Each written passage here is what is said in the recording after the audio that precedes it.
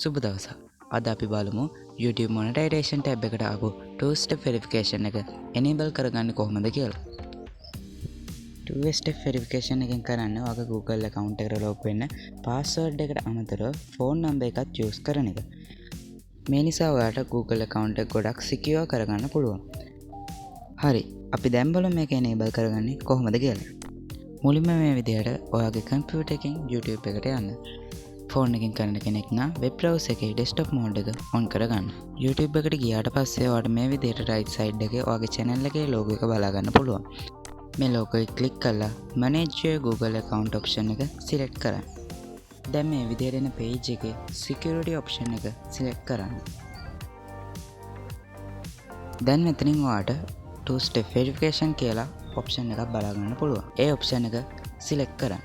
දැන් මේන page එකේ get started කියන එක click කරන්න. ඊට පස්සේ ඔයාගේ Google account එකේ password එක මෙතන type කරගන්න. ඊට පස්සේ එන page එකේ ඔයාලට පුළුවන් phone number එක type කරන්න. මතක ඇතුව මෙතනින් ශ්‍රී ලංකා කියන එක select කරලා තියන්න.